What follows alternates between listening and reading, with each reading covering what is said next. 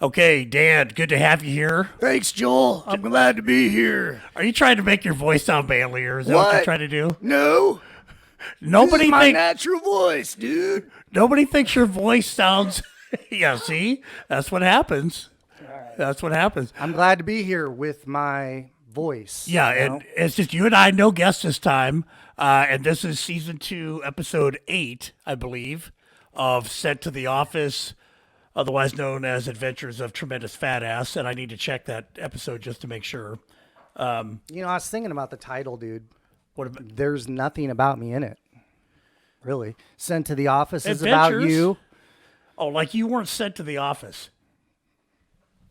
Is that what you're trying to say? No, I didn't say that. Anyway, no big deal. You know what? You know why you're saying that? Why am Because I you have a saying head injury, and you're not making any sense. I kind of regret telling you that now, but Yeah. we just had a conversation right before we turned this on, and Joel said, wait, don't talk anymore.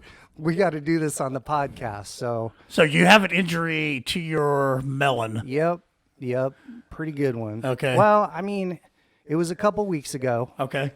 and Wait a minute. What it happened before we recorded the last podcast? I think so. Do you remember any of that? Yeah. Okay. All right. No, it's not like that. I just got kneed in the head by accident Mm. pretty hard. What did Sarah say after she did it? Did she apologize? She said, get the dishes done. Unload that dishwasher, boy. No, I had a little hematoma there for Yeah? a while. Who told and you that word? I don't know. I think my wife did. Okay, probably. But How did she say it? Well, there's no S in it, so she just said hematoma. Okay, right. Okay, all right. Can't go hematoma. Hematoma. Poor Oh, Sarah. I love Sarah, you, we Sarah. love you, She Sarah. doesn't We're listen. just playing with you. All right, so Yeah. yeah, this was going to be a lead-in because now that the hematoma's gone, oh, and by the way, it would literally vibrate at the band concert, my daughter's band concert. There was this, I don't know, one of the flute things, Yeah. solo, and she was going, and it was going like. It was the vibration was affecting. Yes. Well, right here is essentially where like the nerves for your ear go in and they conduct sound. And I wonder if you Yeah, well, damaged that a little bit or something. I was making a comment. Now that the hematoma's gone, it feels like there's a crack in my skull. You have a cracked skull. I don't know. I mean, But it you feels haven't like gone to the there's one. doctor. No, and then I told you why, and that's kind of how we wanted to talk about this because, I mean, I don't know if I should go to the doctor because of the current situation with a The coronavirus. virus that's out there. I don't know. So what are your You thoughts? looked at me like I was the dumbest person in the world. You know I don't believe that. I know several people dumber.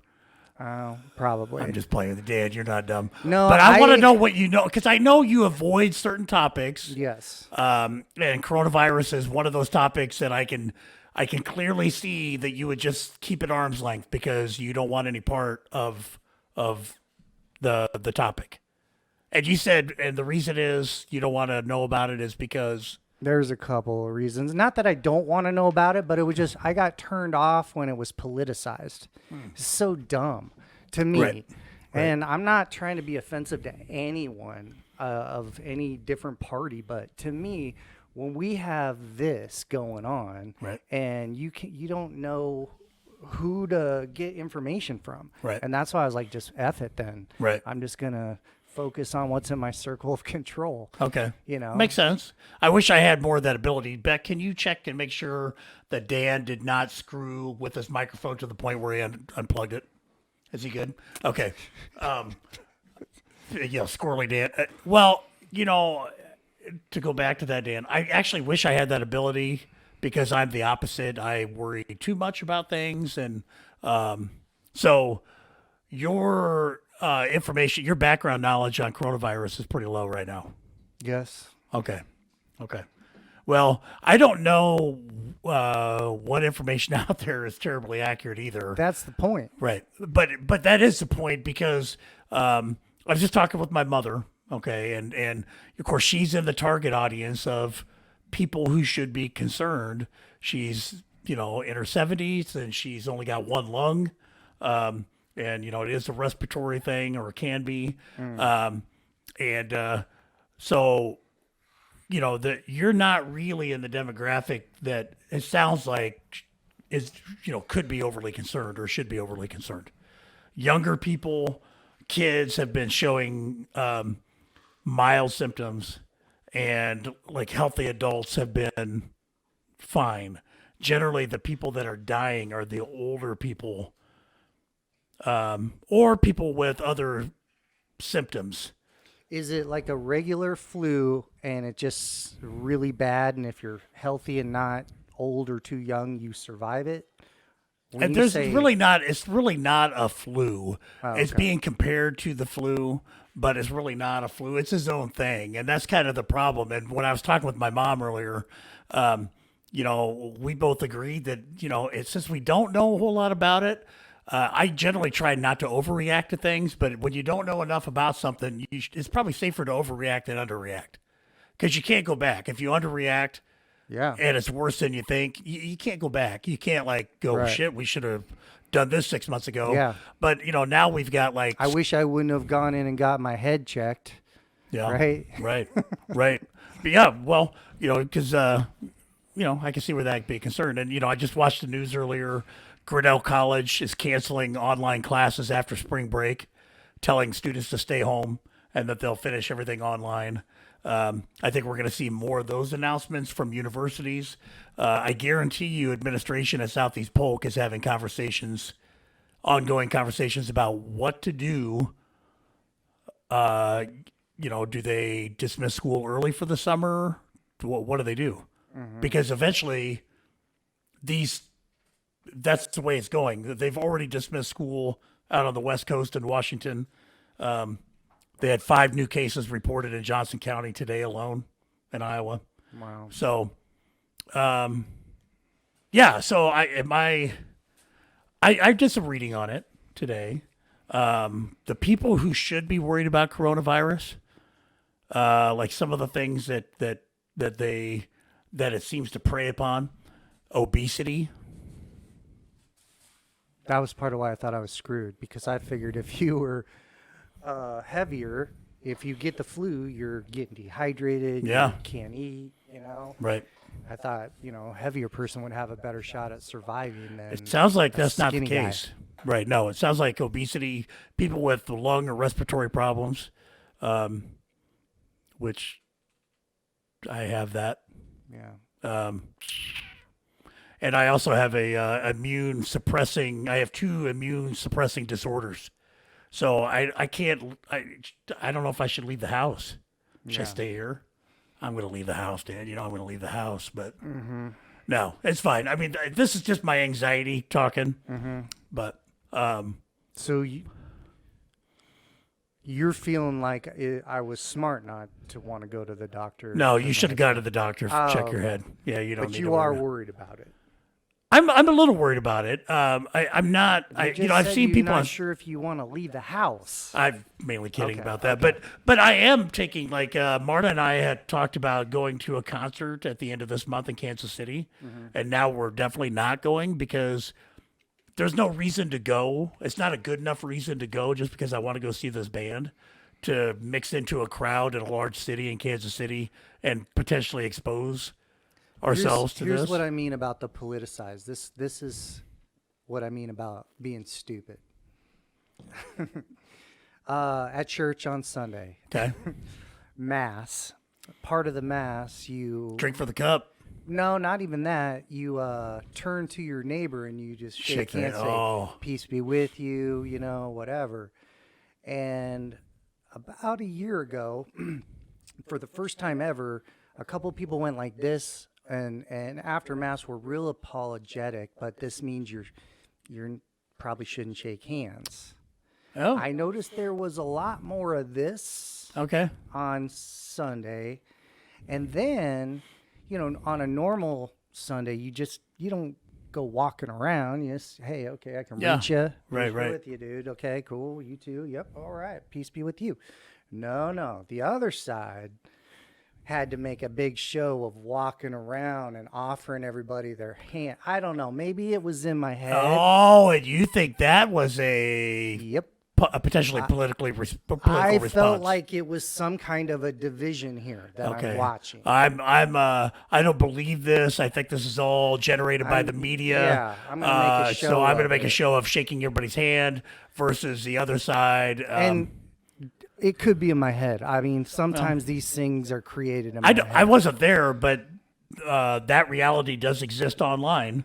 Oh, there you go. And with people, there is a real division out there of people that are minimizing this this whole thing. Some are minimizing it because they just want to minimize it. Some are minimizing it for political reasons, and then there are some that are making a big deal out of it because Yeah. they are paranoid and so yeah, I mean, it is a political issue, and it potentially could have ramifications in November during the election, and I think that's what some people are concerned about. So yeah, I wouldn't be surprised if that was true. I think the part that I'm jaded about and kind of pissed about is with something being politicized comes misinformation. Yeah, right. It's like it's inherently in it. Right. And when we're talking about something that's actually important, Right. it'd be nice to. Right, and who the entities that we used to be able to count on, that we used to be able to trust for information, now seems to be not even. They don't seem to know. Yeah, when we were kids, our parents, they had three choices basically. My dad, and whoever they chose to watch the news on, it was just, Right. I don't know, it wasn't for any reason. Right. But yeah, now where you choose to get your Right. news is. Right. But anyway, let's talk about something else. Well, no, I don't know if you noticed, but I'm throwing caution to the wind and having a corona.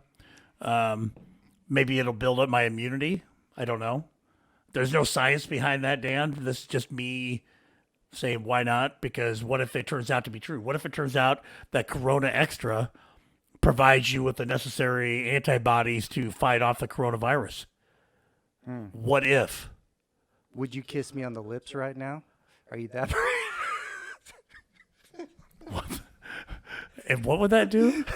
Well, if you want to prove your. Oh, I'm just kidding. I don't think you need to worry because, as dirty as you generally are, I don't know if those germs could even That's what I'm saying. get to you. Yeah. You know what I mean? So, And as a teacher, over the years, you just build up this immunity to. Yeah, you do. They should study teachers. they should. They should. Well, I think this is going to be, we're going to, obviously for the next 6 months to even a year, this is going to be a big story. I would not be surprised, spring break coming up next week, if parents in local school districts get announcements from their school districts about coronavirus. I would not be surprised to see school districts in the state of Iowa suspend classes before the end of the year. This is just me guessing. But it's they just don't know. They just don't know enough yet. Yeah. So, but they do know that, or they think they know that it's more deadly than regular flu. And there are some numbers out there that have been disputed. The one number I've seen is 3.4% death rate, which maybe it doesn't seem like a lot, but you line up 100 people that have this, 3.5 of them are going to die from it. According to the flu, it's less than 1%. Now, there are people out there that are saying, well, coronavirus, there are a lot of people who have it and don't even know they have it, so that percentage actually would be a lot lower. But that's the same for the flu. There's a lot of people that get the flu and they don't go to the doctor and test for the flu. Right. And that percentage is a lot higher amongst that older demographic with lung problems and whatever. So, it's been I've had the flu before where I felt like I wanted to die. Yeah. Or that I was gonna die. Yeah. Man. And That's was the it the worst. flu or was it because a lot of times people think they have the flu and they really have like they have like rotavirus or they have something. I think I had a combination You of probably did. something, but it was like mixed in with some serious heat stroke too. Yeah. Okay. Anyway, All right. So we got spring break coming up. Yeah. And I'll Got tell it. you, by the time spring break comes, those teachers are ready. It's Yeah. the week before spring break, this week, yeah. it sucks pretty bad. Well, I remember, and not only is it the week before spring break, which means kids are restless and they want to be done with school, but it's also conference week, which means everything is the schedule's messed up. Yeah. Teachers are, spending 2 nights out of 4 this week, late at night at the school, having conferences. Tomorrow is the long day. Where the kids get out at 11:15ish. Conferences start at like noon. Go till 8, Go till 8. So 8 hours of, maybe 7:30. I'm not sure. Yeah. There you go. and those are tough. Those are tough. I remember how long that was. And then Thursday is just a blur because you're tired. Coaches we are trying had- to squeeze in practices in between there. Yeah, time change. That's a big one. That's a hard one on the students. And then, right. as luck would have it, we've got a full moon this week. And I've got a I'm full moon for you. 100% believer in the full moon having an effect on people. I wouldn't say I'm 100%, but I think it. You know, I mean, sometimes it's a self-fulfilling prophecy. yeah, probably. It affects me, my sleep. I've noticed. Do you get hairier? I mean, the Do your teeth moon grow? pulls the ocean, it moves the ocean. Yeah. You know, Right. that's the tides. Our brains, aren't they floating in liquid? You know, there you go. Ask any cop Mm-hmm. or someone that works in an emergency room. A lot of people think that full Yeah. moon, it accentuates any Hmm. kind of, That's assuming, though, the moon thing. That's assuming you believe that the Earth is round, true. Yeah, that's true. which is up in the air. I don't know that that's actually been proven. But you okay? Yeah. You need me to adjust your neck over there? No. I'm Because good. I can. I'm practically my college roommate. His uncle was a chiropractor, which basically makes me a chiropractor. Yeah, that's No? not going to happen. All right. So, any plans for spring break? Because we're not doing Jack Sprat. I know, But man. we used to do all it the time. time. I know. We took a couple of trips to the Gulf Coast of Mississippi. Had a great time. What was the year that we went to Missouri? You know the and story. Camped? Yes, I was telling that story the other day to Daryl Butcher. Who we need to have on the show? Yeah, absolutely. Okay, so this was when we're going, camping at Missouri. So Joel texts me or calls me. I'm on my way, and he's pulling his camper, right? He's going to pull into my cul-de-sac. I'm going to have my truck and camper, and the plan is as soon as you pull in, boom, we're heading to Missouri. Right. After you call me and tell me you're on the way, I happen to notice there's a ball on the back of my camper. I'd never noticed that before. I'm like, this trip just got awesome. I'm bringing my fishing boat. This is my 5th wheel camper. I don't know how long it was, probably 31 feet, Dan. yeah. So I get the boat on there. 31 feet, Dan.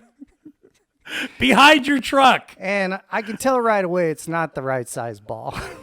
But did that stop you? I clamped it down and I gave it all I had. I was like, she's not coming off of there. Put the pin in. And I just want to interrupt at this point. Anytime. To let our viewers and our listeners know that while Dan is trying to hook his boat up, which is an additional 22 feet with a trailer to the 31-foot camper that's on the back of his truck, I'm telling him, Dan, this is a really bad idea. Dan, don't do this. And then when Dan realizes that the ball is not the correct size, and he's still trying to make it work, I'm like, Dan, this is a really bad idea. Don't do this. Okay. Yeah. Okay. I'm glad you slipped that in on the story Right, because it's right. crucial. I'm just kidding. So yeah, off we go. And for whatever reason, Quinn was in the truck with me. Yep. And so I think sometime after we crossed the Missouri border, and maybe you want to tell this part of the story. I because think it you was actually knew- before we got to the Missouri border. Oh, okay. I recall because I was following you, and we had that time we had those two-way radios. You remember? We had which we had a great time with. Where you were Bulldog 1, I was Bulldog Leader, and we I think I was Bulldog Leader. could be No. and so we would talk to each other. Hey, I was traveling at a safe distance from your catastrophe on wheels when suddenly you hit a bump and the boat popped right off of that hitch. Well, surprisingly, the trailer popped off. The trailer, boat right. is strapped down tight to the trailer. yeah. That's what I Thank meant. God. Yeah, that's what I meant. So, of course, because the camper is 15 feet wide and your boat trailer is like 9 feet wide, you couldn't even see your boat. No idea. So when it popped off and it's weaving back and forth and Sparks careening flying. on its side and going on one wheel, and I'm screaming and Bulldog leader! Bulldog leader, See, I was Bulldog Leader. never leave a man behind. We're trying to, and so finally you didn't pick up right away, and that No. sparks were coming up. I think Sarah might have answered. I thought it was a cell phone, but It my was two-way first radios. alert to the situation was when I'm driving along, listening to some probably country, heading out, and I happen to look in my side mirror and I see that sucker come whipping The tail around end the of your- side of the boat or the camper up on one side on one wheel and saw the sparks, and I was like, Ah, we got to shut her down. "Yep, right, abort so- mission." So I remember that we finally you realized that it wasn't going to make it all the way to. We had an hour and a half south of Missouri to this campground that I found. So you parked your boat Somewhere. somewhere and talked to somebody and said, No, we didn't talk to anybody. There was no one there. "Oh, I called him later. oh, that's right." Yeah, I just It just there. left it there for the long weekend because that was late Thursday night, and we got into the campground at like 11 p.m. because we left after school, and we had Friday, Saturday, Sunday at this. It was a pretty decent campground in Missouri, and it was right along a river. And wasn't that Friday when we woke up, it was 70 degrees. And then Saturday when we woke up, there was 4 inches of snow Yeah. when we woke up on our Busted my awning. awnings that we forgot to put in.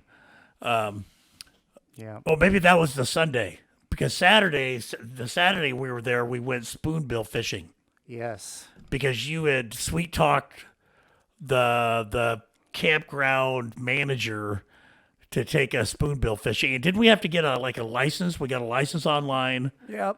Oh, that was another issue too, because okay, we'll get to that. But for those of you that don't know, spoonbill fishing, and I didn't know it until I got there. Me either. There's what's the official name of the spoonbill fish? I don't know. Well, there's an official name, and it's a giant bottom-dwelling, bottom-feeding fish. Huge. in this river. Well, in lots of Will rivers. you pull up a picture of a spoonbill? And during this, and there was like a window of time, like 2 or 3 weeks, where you could spoonbill fish, and we happened to be there during that time. And I remember it was just of course, I'm not a fisherman, and you are, but I remember it was very unconventional. You're actually puttering along in the boat, and you're dragging a line on the bottom of the river, Yeah. and hoping that you snag one. It's like blind luck. Yeah. And according to the guy, some seasons go by and people don't even get one. Yeah, it's a big deal to get one. So It's like the way he was describing it to me, it sounded kind of like maybe deer hunting. Okay. Like in the older Right. days when it you didn't wasn't always so- get one. Yeah. Okay. Look at that. Okay, so there's a spoonbill right there. How big did they get? Yours was you. Okay, so Now, go so ahead. we're going along, and we've been out there for about an hour. And I remember, my memory sucks generally, but I remember this. I remember saying, "I think I got a snag. I think I got one." And Yeah. you and the camp guy said, no, you probably just got a stick or something." I'm like, "No, Yeah. I think I do." And I started reeling it in, and all of a sudden, it looked like it looked like Jaws breaking the water. Huge. It looked like Jaws. It looked like when Jaws comes up out of the water and the sheriff drops a cigarette, and that was like It was monstrous. it was huge, and it was 50 some pounds. 55 Right? pounds. That's big fish, That's- man. Yeah, so 55 pounds, and so we reel that in and get it into the boat, and the guy that we're with, he's kind of borderline pissed, I think, because we hadn't been on the water more than an hour. Yeah. And here I am, the guy that doesn't know shit about fishing, and he had tried to talk me out of it. No, you don't have one. No, I think I do, and I did. Yeah. Okay, And there's boats like next to us. I felt like there were boats they're everywhere. because this was a window of time that we Right. happened to be there during this Yep, spoonbill fishing and it was a great day. It was season. good weather. And I mean, people were looking over. It's a big deal. Yep. Like you got Yep. one. Everybody's looking. And right around that time, the DNR cops, the famous Missouri DNR cops, who became famous later or infamous, pulled up. You remember, and they asked us for our fishing licenses because they saw that I pulled one in. And remember, the guy was an absolute dick because here we are. We show them the license on the phone. No, they need to be printed out. That's the law. Do you remember that? I feel like mine was printed out. You hadn't got one. I already had. No, mine. I got it online. I had I it. know, but I didn't do mine online. Oh. I had my paper because I knew I was going to Yeah, be see, fishing. and I didn't know, and I Yeah. think that, so I'm the one that so didn't you were have the it, one. and he was being that- just an absolute cock. And I'm like, what? Why does it have to be printed? Can't you see? This is my name. This is a license. I paid for it, and here's my ID. Oh, got to be printed out. That's technically a violation. He's just being I think he ended up, kind of giving us a warning, and after we were aware of how big his dick was, and so we went along our way, and 10 minutes later, I feel another snag on the bottom. Guys, I think I got another one. There's no way you have another one. Unbelievable. This time it was a 60-pounder. Pulled that sucker in. So we were on the water maybe an hour and a half, and 20 minutes I catch two. I can hear it right now, like in my head, what you screamed. Screamed to all the boats around. Hands up! I'm a spoonbill genius. It was great. I screamed that all Yep. the rest of the trip. Yep. And I put that picture. That was my profile picture on Facebook for quite a while. That thing was huge. So then we found out that it was, what is it? Missouri caviar. You want the females and that you want the eggs. Yep. And did we end up selling the eggs? No, we gave them to The guy. Dude. And then we actually ate some of the spoonbill, and it tasted like it was the worst fish I've ever Horrible. had. It was terrible. horrible. How did people eat that? Well, I think like what I do with catfish now, Yeah. I should have done more with the spoonbill. Right. Bride I it mean, up. I and- was slabbing, those huge fish, two of them. The sun's on me. I'm at a right. campground. Yeah. And I mean, it was getting freaking nasty, and I don't usually get bothered by that kind of stuff. Right.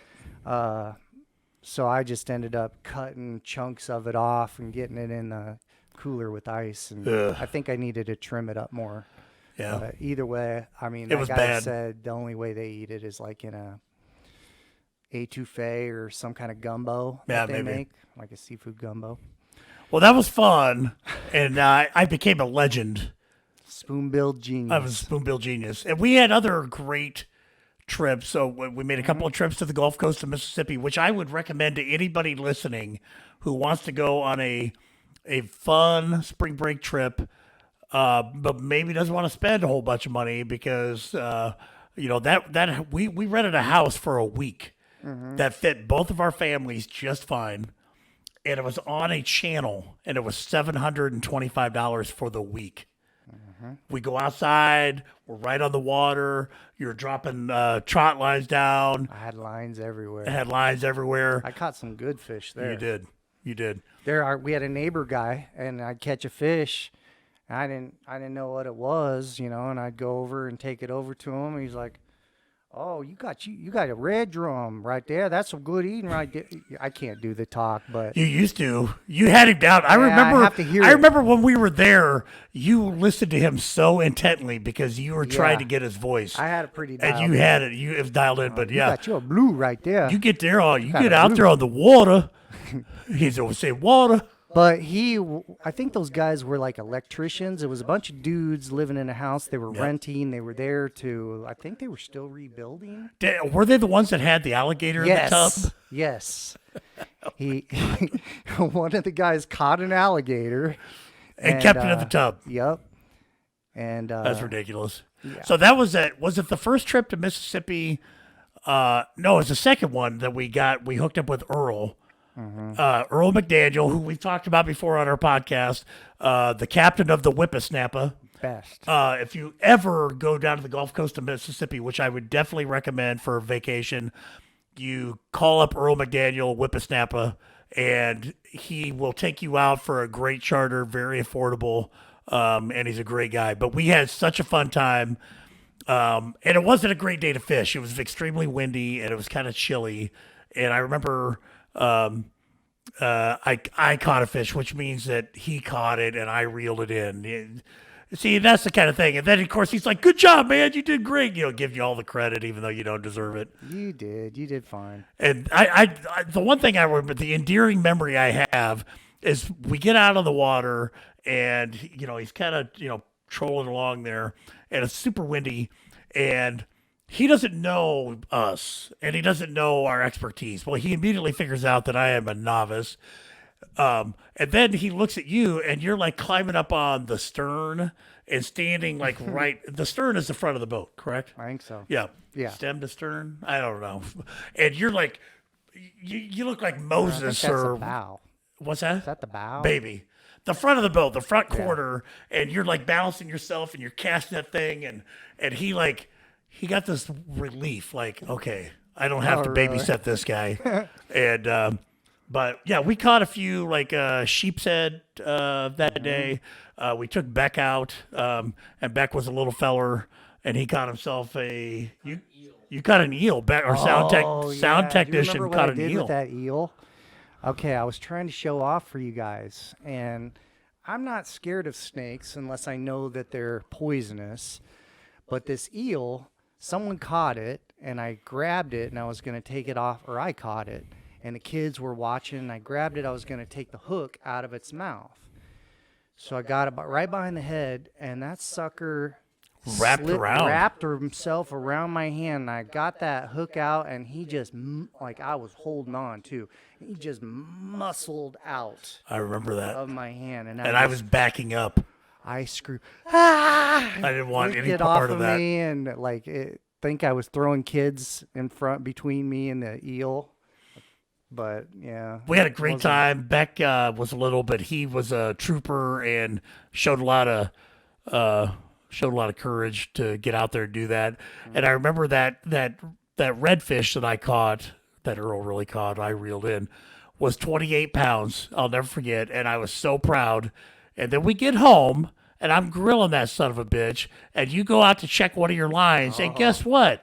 Dan has a redfish on his line. And guess how big it was? 29 pounds, conveniently. Yep, there it is. I know. Just unzip and there it is. you never So, know. but and by the way, that redfish on the grill was Delicious. the best fish I've ever had, probably. Yeah. But it might have been because I had caught it. So This is really starting to make me birdie. I'm glad we did this because I've been kind of down Yeah? this week. So Yeah? talking about fishing, crappies coming Yeah? up, turkey hunting's coming up. well, you know It's what, my Dan? favorite We thing. have an invite from Earl to come down and stay in his camp Yeah. and fish. Now, I don't think he extends that to everybody. I think he genuinely liked us. So Oh, yeah. maybe we need to head down that way. But that was so much fun. Our kids were little. Beck fell in the bayou, scared the shit out of me because I'm paranoid about water. And we just got done telling him, "Be careful, don't get in there, also splash." And he's in the water. I know he didn't mean to, but He didn't mean to. he didn't mean to. But Beck was probably 6. It's funny how when you're a kid, though, that's like a legitimate. That should be. I didn't mean to. Yeah, right. I, It's I don't know how many that- times I so said it's those okay. words. Yeah, Yeah, he I bounced set off. the house on fire when I was Right, younger. right. It just, You know, it was I didn't an mean to. accident. I was trying to make a fire. right. In the fireplace. Right. Used gasoline. Oh, that'll do it. Yeah, but I didn't mean to. Didn't mean to. The other thing that we did when we went to, I feel like I should be getting paid by Gulf Coast, Mississippi man. hospitality and tourism, because it really is a great place to go. We went to Ship Island, you remember, and that was a little Yeah. over an hour on the boat to Ship Island. And Ship Island is was a Civil War fort that is now just a tourist attraction, and my daughter's leaving a little bit too late to go to the gym, but she's leaving. And so on the opposite side of the island, on the south end of the island, that's where the really big waves are coming in. Because the Gulf Coast of Mississippi doesn't really have big waves because there's so many barrier islands out there kind of breaking those up. When you get to the other side of Ship Island, the waves are big and beautiful. There's dolphins swimming right with the people. And we toured the Civil War fort, and that was a phenomenal time. That was a lot of fun. I remember that. I love Ship Island because I used to go there when I lived there. So I would I'd go back and spend some winters in Mississippi when I get a little bit older. Yeah. It's a good time. So no spring break trip this time though, Danny. No, Okay. no, I'm just gonna get caught up on some stuff, fix Okay. some stuff, get some firewood ready. Okay. Yeah. Okay. Well, we're not doing anything either. Watch some basketball, and kids are gonna sleep until 1:00. And It'll be time to start fishing here soon. You gotta Yeah? get out there a little more with me this year. okay. Get out on the river. We'll have a sandbar night. Okay. Okay. Yeah, I don't know if I'll do that, but I always act like I'm going to. But the idea of me sleeping overnight on the river is not appealing. It Really? isn't. Yeah, it's not appealing. I mean, What I if like hanging out with what you. if as we pulled up, and I've actually pictured this, like if I was super rich, Yeah.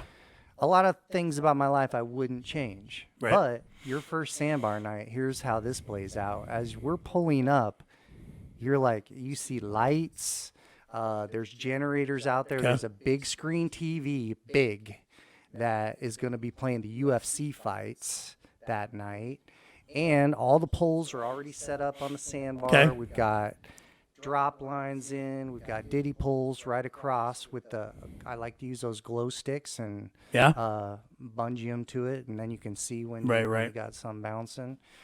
And then there's some servers there on the beach to I don't Servers? know, people work. I'm rich, Oh, If this you- so you this is want your some- yeah. so this is It's your gonna like be- it'd be like a Jeffrey Epstein like island, like no, I don't know what that means. So we'd be watching UFC while we're fishing, okay. and yeah, are there we'd have bugs out there? steaks Are there and- like bugs?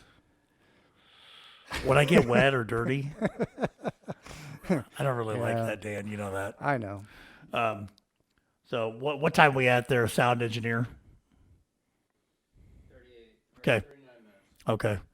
Well, all right. So last 2 more days of school. Kind of had a big day today at Southeast Polk. I'm hearing on the news, and I don't want to dwell on that too much, but Yeah. sounds like there was some action at Spring Creek today, maybe a weapon at school. Don't know all the details.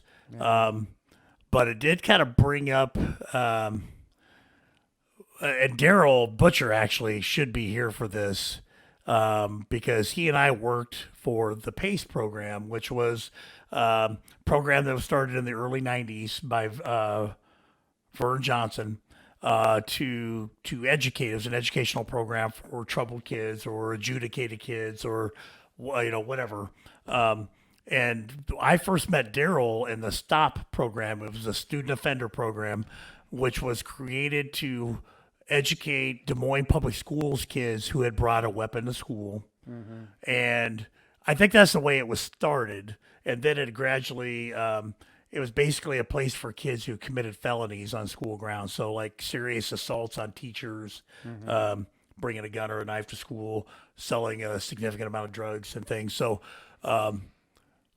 we had quite a cast of characters there, Dan. Yeah. And that was the time when I broke my own eardrum with a Q-tip. And Daryl loves that story. He thinks that's the funniest thing ever. Well, let's get him on here, and you guys could probably tell a few So yeah, stories maybe we from back should then. wait till then. So okay, that's a good idea. So Daryl, if you're listening, plan on spring break coming on, and And we'll talk student offender program. and Daryl, I love you, and you know the rest. Joel, I love you. All right, love you, buddy. Go fuck yourself.